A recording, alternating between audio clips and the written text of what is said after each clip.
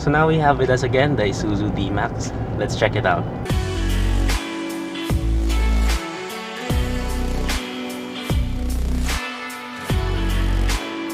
We've shown you the Isuzu D-MAX a couple of times already, and we have now the refreshed version which was launched recently. Coming with a few cosmetic changes. Is it better? Let's find out. What we have is the top spec Isuzu D-MAX 3.0 LSE 4x4, and it's priced at 1,905,000 Philippine pesos. Most of the changes here can be found in the exterior. First is the new front grille, which still gets a double fang design but with softer lines and a new dark chrome finish, making it more premium looking. Also seen here is their slightly updated front bumper for a more rugged look. The wheels are also new, still 18 inches wrapped in Dunlop Grand Trek tires. They also look more rugged and get rid of the pre-refresh version's infamous electric fan style wheels. Lastly, we get the option for this new Islay or Islay gray exterior color, which just gives off a very classy vibe. Anyway, everything else remains the same, such as its LED headlights, turn signals, and LED fog lights on the bumper. And LED taillights remain the same, but really, they still look very appealing. Also, wading depth is 800mm. As for its bed, opening the heavy and still unassisted tailgate reveals what you'd expect in this segment. Payload capacity is at 1,065 kilograms, and a bed liner is standard of course. And now we're inside the refreshed Isuzu D-MAX, and as you can see, there are a few changes here as well. So let's talk about them one by one right now. So first, you can see the interior color scheme is now different. It's no longer brown and black, it's now all black, but we still do have a little bit of brown scattered around. So first is this material on the dashboard. The glossy material here is now brown. I'm not a huge fan of it. I prefer it in gray like before, but it does look really nice to see anyway. Then also the top part of the dashboard, still soft touch leather thankfully, just like before, but it is now black as well. It used to be brown, now it's black, and brown stitching can be found there as well, which does give it a premium touch. Same goes here in the door panel. We also have black leather with brown stitching and also that brown glossy material on the upper portion. Then also new is the seat pattern. So we now get black leather seats, of course. It's like the other leather portions, all black now, but this one is all black. So we have black leather and black stitching, but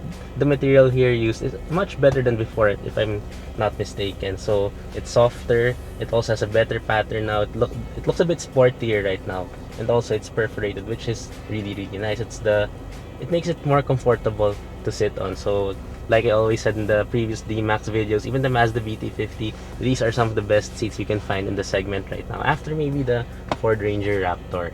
And then the rest of the interior is actually pretty much the same now. So starting here in the steering wheel, it's the same leather wrap steering wheel. The only difference is, I think, this brown stitching. I think it used to be white, but now it is brown. So correct me if I'm wrong. Then of course it's built-in telescopic, which is of course very nice. And then we have our controls here on the left for our audio and Bluetooth. Then on the right, our adaptive cruise control, speed limiter, and our trip computer control. So in the middle of the instrument cluster, we have that small screen still.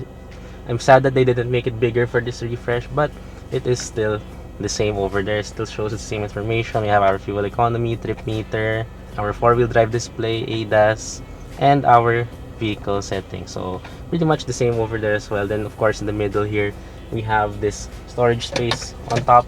So still the same.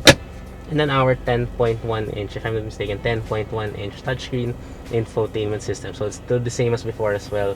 I'm also sad that they didn't replace this yet, because really no one really likes this screen, because it's not the original Isuzu screen. So it would have been better if they really used the screen that we can find in the Mazda BT50. After all, that one is an Isuzu screen in the Mazda. This one is not an Isuzu screen, but at least we do have Apple CarPlay and Android Auto, which is always nice.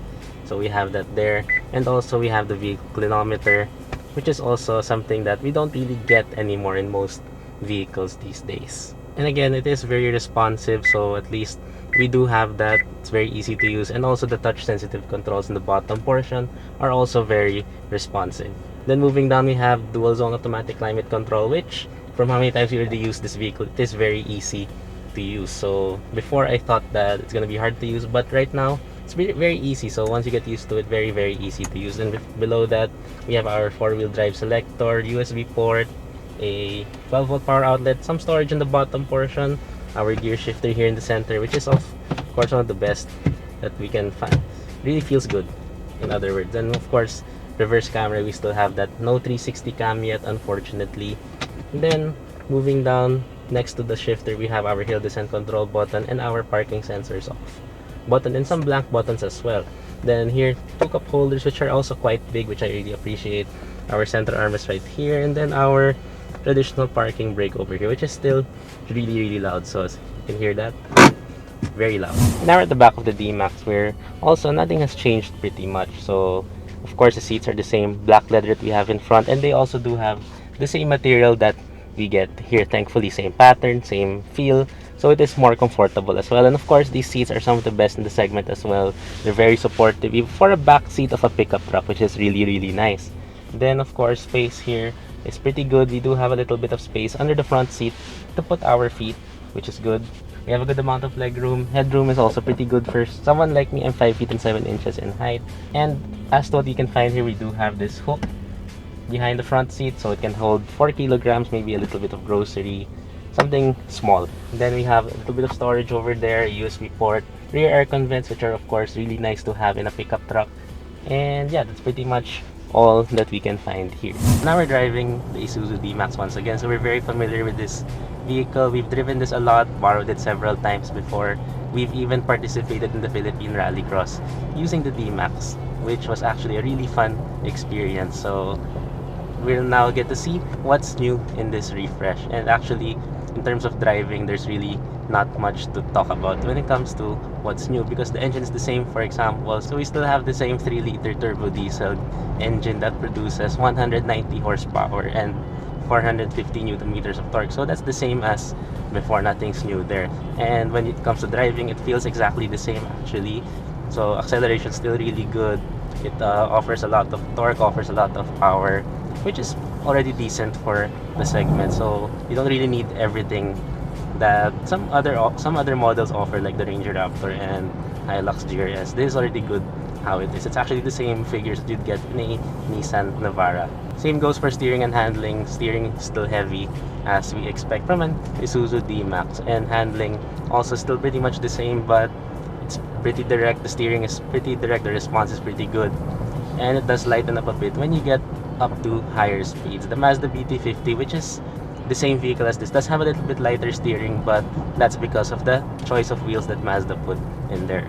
Also, as we'd expect from a pickup truck, of course, body roll is not that well refined, if I may say. So taking corners at higher speeds will show you how much body roll this vehicle really has. But it's a pickup truck, not a sports car, so don't expect this to be super planted, but at least it is you can be very confident while driving this car.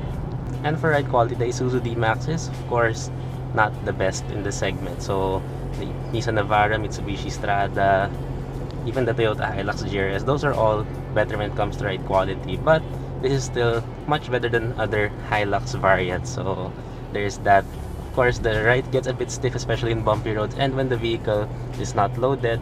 But if you do load the vehicle, it will smoothen up a bit. And of course, smooth roads are also really good in this truck. And for NVH insulation, it's pretty good for the most part. So road noise, wind noise are very well insulated. But the engine noise is what does come into the cabin a lot. And knowing that this is an Isuzu, it does sound very meaty. The engine sounds very meaty. It sounds tough. It sounds like a big engine, which it is compared to other vehicles in the segment. But it is a bit too loud in my opinion. And for visibility, being a pickup truck, we sit very up high, so you can see everything on the road really well. We have huge side mirrors. We have stuff like blind spot monitoring as well, but we'll get to the ADAS in just a bit. And then, of course, we have a huge windshield in front, and then that reverse camera, which I showed you earlier. But I do wish that we do have a 360 cam. Maybe another update for the infotainment system would help a lot. And for fuel economy, we've tested this before, an actual fuel economy test. We were able to achieve as much as 15.6 kilometers per liter on the highway. So this is actually very efficient. Isuzu themselves did a fuel economy test. They're able to do around 20 plus. But this drive overall, what we have right now, from Manila all around Pampanga, all our drives since we got this almost a week ago, we're averaging 10 kilometers per liter, which is a very respectable number. And before we end this review, let's talk about the ADAS. So this is one of those trucks that has a complete suite of advanced driver assist systems, and like before, the adaptive cruise control is really good. The autonomous emergency braking is a bit sensitive, so it does have the tendency to to activate quite early, but at least we do have that. It's better to have it and not need it than to not have it than need it, right? And then forward collision warning is also a bit sensitive, so it does have the tendency to alert you even if you're quite far from the vehicle in front, and unfortunately there is no adjustment for that. But again, the suite of ADAS in the Isuzu D-MAX is one of the best actually that you can get in the segment, and even in the whole automotive industry. The Isuzu D-MAX still has a couple of things to improve. Like we said, a better ride and infotainment system would do wonders. But other than those, it's not a bad choice at all. It's a really good one actually. And knowing this brand, it's a solid choice.